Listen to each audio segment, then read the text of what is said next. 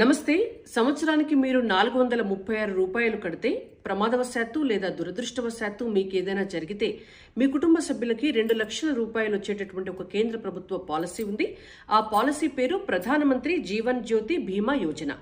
ఈ యోజన పథకంలో చేరడానికి 18 ఏళ్ల నుంచి 50 ఏళ్ల వయస్సు ఉన్నటువంటి వాళ్ళు అర్హులు. అయితే మీకు ఒక సేవింగ్స్ అకౌంట్ ఉండాలి. అది బ్యాంక్ ఖాతా కావచ్చు, లేదంటే పోస్ట్ ఆఫీస్ అకౌంట్ కావచ్చు.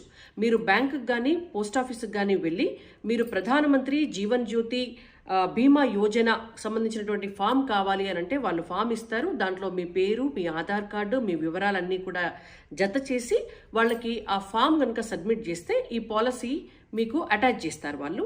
అప్పుడు సంవత్సరానికి మీరు 436 రూపాయలు కట్టాల్సి ఉంటుంది. ప్రతి సంవత్సరం రెన్యువల్ చేసుకోవాల్సి ఉంటుంది.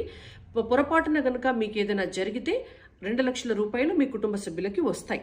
అయితే తెలంగాణ రాష్ట్రంలో ఇప్పటి వరకు ఈ బీమా తీసుకున్నటువంటి వాళ్ళు 44,76,000 మంది.